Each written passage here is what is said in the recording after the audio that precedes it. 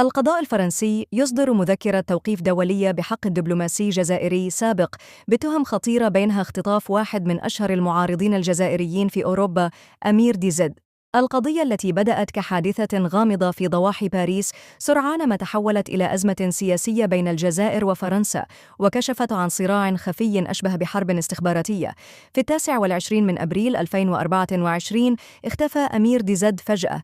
ساعات قليلة كانت كافية لقلب المشهد رأساً على عقب، بعدما اكتشفت الشرطة الفرنسية أنه تعرض لاختطاف منظم استمر 27 ساعة قبل تحريره. المفاجأة: خيوط العملية قادت مباشرة إلى مقر السفارة الجزائرية في باريس.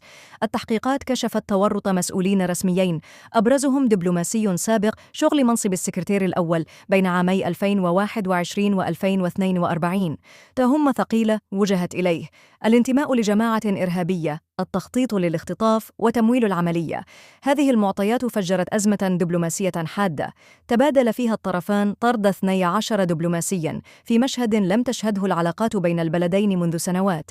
اليوم القضية لم تعد مجرد ملف قضائي، بل ورقة ضغط سياسية ورسالة لكل من يجرؤ على انتقاد النظام الجزائري خارج البلاد.